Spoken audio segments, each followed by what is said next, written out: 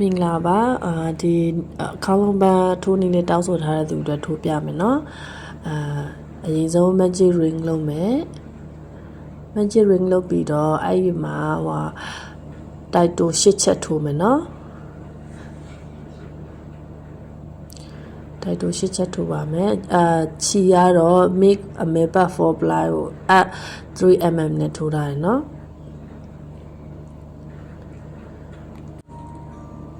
တိုက်တို8ချက်ထိုးရလို့ရှိရင်နောက်တစ်တန်းမှာတိုက်ပွားလုပ်မယ်နော်ကိုစားခဲ့တဲ့နေရာကိုဟိုနဲ့လုပ်မယ်တစ်ခါချီရမဆက်ဘူးဆိုတော့လေရှက်ကော်နဲ့မဆက်ဘူးဒီတိုက်တန်းထိုးရမှာဆိုတော့ပထမဆုံးတစ်ပေါက်မှာတစ်ချက်ဒုတိယတစ်ပေါက်မှာတိုက်တို2ချက်ထိုးမယ်နော်အဲ့လိုပဲထိုးရမယ်ပထမဆုံးတစ်ပေါက်မှာတိုက်တို1ချက်ဒုတိယတစ်ပေါက်မှာတိုက်တို2ချက်အဲ့လိုထိုးရမယ်နော်အဲ့ဒါအလုံးပေါက်ကတိုက်တိုက12တိုင်ရှိမယ်နော်အဲ့ဒါကိုဘယ်နှစ်တန်းထိုးရမှာလဲဆိုတော့အခုကဒုတိယတန်းထိုးတာနော်9တန်းထိထိုးရပါမယ်ကဲလို့ကိုကဒီတဲ့ site ကြည့်ရလို့ချင်းဆက်ပွားလို့ရတာနော်နောက်တစ်တန်းမင်းကတော့ဒီလောက်ပဲဆိုရပြီဆိုတော့ဒီတက်သေးလေးပဲထိုးရနော်အဲ့ဒါကိုတိုက်တို12ချက်ကိုဘယ်နှစ်တန်းထိုးရမှာလဲဆိုတော့9တန်းထိုးရမယ်နော်ဒီတိုင်းပဲထိုးရပါမယ်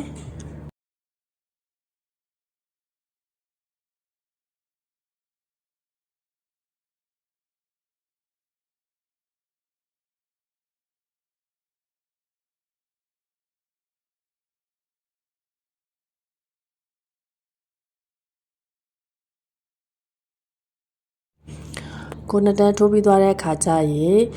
စခဲ့တဲ့နေရာမှာတိုက်တိုလေးတစ်ချက်ထိုးမယ်ပြီးရင်အဲ့ဒီအထဲမှာပဲတိုက်ရှည်နဲ့တိုက်ထိုးမယ်တစ်ပေါက်ထဲမှာပဲနော်တိုက်ရှည်နဲ့တိုက်ထိုးမယ်ပြီးရင်တိုက်တိုတစ်ချက်ထပ်ထိုးမယ်နော်အဲ့ဒါကိုအောက်မှာတစ်ပေါက်ကျော်နောက်တစ်ပေါက်မှာလည်းတိုက်တိုတစ်ချက်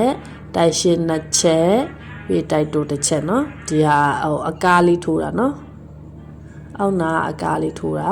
အဲ့ဒါကိုဆက်ထိုးရပါမယ်တပေါက်ထဲမှာတိုက်တိုတစ်ချက်တိုက်ရှည်2ချက်တိုက်တိုတစ်ချက်เนาะပြီးရင်တစ်ပေါက်ကျော်နောက်တစ်ပေါက်မှာအတိုင်းပဲဆက်ထိုးရမယ်အဲ့လိုပွေးဖက်လေးတွေအကားပွေးဖက်လေးတွေက6ခုရှိရမယ်เนาะ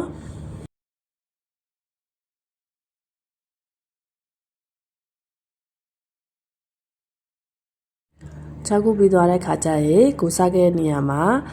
ကိုစားခဲ့တဲ့တိုက်တူလေးမှာပဲရှက်ကော်လေးနဲ့ဆက်ပြီးတော့ခြေကိုဖြတ်လိုက်လို့ရပြီเนาะပြီးရင်ခြေစားကိုအောက်နာမှာတင်လိုက်လို့เนาะတင်လိုက်လို့ရပြီเนาะ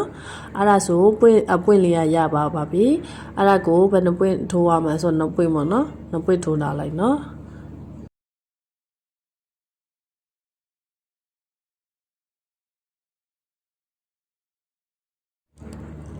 ဒါကတော့တစ်ရွက်လေးထိုးတာပေါ့နော်တစ်ရွက်လေးထိုးတာ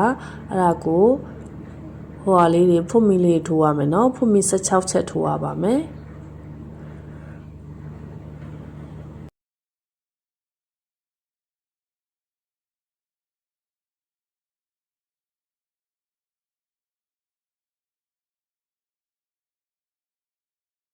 ဖွတ်မီ16ချက်ထိုးပြီးသွားတဲ့အခါကျရင်ဒုတိယဖွတ်မီမှာတိုက်တူလေးတစ်ချက်ထိုးမယ်တိုက်တူလေးတစ်ချက်ပြီးတော့တိုက်လက်လေးနောက်တစ်ပေါက်မှာတိုက်လက်လေးထိုးမယ်နောက်တစ်ပေါက်မှာတိုက်ရှည်တစ်ချက်ထိုးမယ်နောက်တစ်ပေါက်မှာဒီအပေါက်ထဲမှာကျတိုက်ရှည်2ချက်ထိုးမယ်เนาะတစ်ပေါက်ထဲကိုတိုက်ရှည်2ချက်ထိုးရပါမယ်ပြီးတော့နောက်တစ်ပေါက်မှာတိုက်ရှည်တစ်ချက်နောက်တစ်ပေါက်မှာတိုက်လက်တစ်ချက်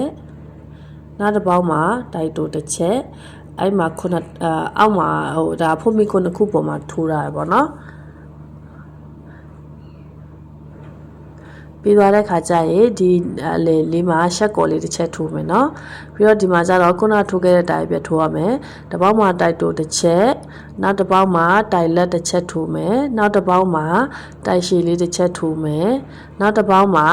တိုက်ရှည်2ချက်ထိုးမယ်နော်တစ်ပေါက်ထဲမှာတိုက်ရှည်2ချက်ထိုးမယ်ပြီးရင်နောက်တစ်ပေါက်မှာတိုက်ရှည်တစ်ချက်ထိုးပါမယ်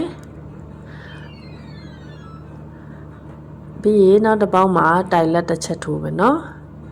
တိုက်လက်တစ်ချက်ထိုးမယ်ဒီမှာတစ်ပေါက်ပဲကျန်တဲ့နေရာမှာတိုက်တိုလေးတစ်ချက်တိုက်တို3ချက်ထိုးလို့ရတယ်အဲ့လိုမထိုးချင်မနဲ့တိုက်တိုတစ်ချက်ဖွတ်မီတစ်ချက်ပြီးတော့ဒီဘက်ကိုပြန်စားဖို့တိုက်တိုတစ်ချက်ထိုးမယ်နော် ပြီးသွားတဲ့ခါကျရင်ခုနထိုးရတဲ့တိုင်ပြထိုးလို့ရပြီတိုင်ထိုးပြီးရင်တိုင်လက်ပြီးရင်တိုင်ရှည်တစ်ချက်ဒီဘက်ချမ်းဟာနဲ့တူတူပဲပြထိုးရမယ်နော်ဒီပေါက်မှာတိုင်ရှည်2ချက်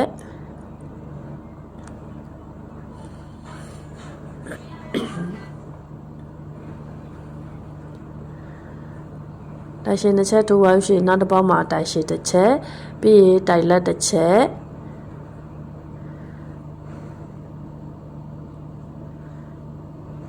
ဒီဘက်ချမ်းထိုးခဲ့သလိုပဲထိုးရမယ်နော်တိုင်လက်တစ်ချက်ပြီးရင်တိုင်တိုးတစ်ချက်ထိုးမယ်ပြီးရင်အလယ်မှာရှက်ကော်လေးတစ်ချက်ထိုးမယ်နော်ပြီးတော့ဟိုဘက်ချမ်းကိုအဲ့တိုင်ပဲဆက်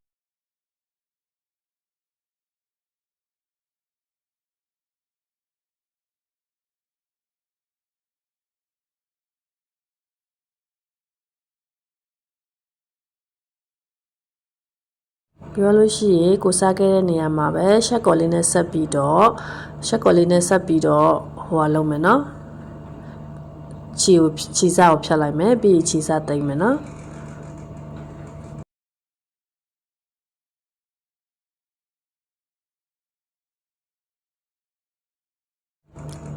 အရွက်ပြသွားပြီဆိုတော့ကျိုးလေးထိုးမယ်နော်ကျိုးလေးကကြတော့ဖွတ်မီကိုလိုသလောက်အရှည်ကိုထိုးလိုက်နော်ဘယ်နှချက်ရလို့မရှိပါဘူးကိုလိုသလောက်အရှည်ကိုထိုးလိုက်ပါ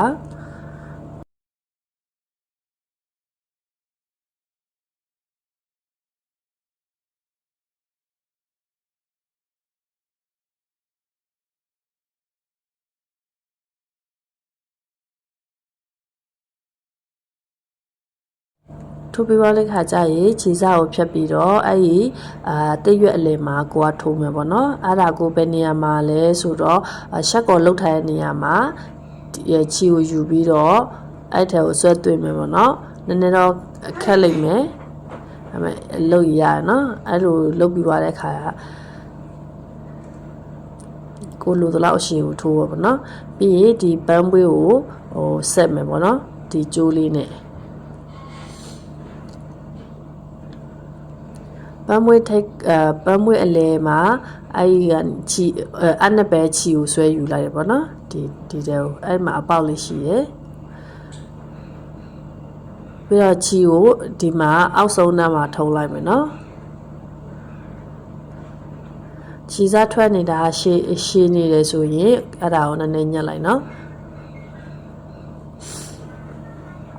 အဲ့ဒါဆိုရင်တစ်ဖက်ပြီးသွားပြီเนาะနောက်တစ်ပွင့်ကိုလည်းအတိုင်းပဲလုပ်ရမယ်အဲ့ဒါဆိုရင်ဒီ Lily of the Valley keychain လေးပြီးသွားပြီเนาะ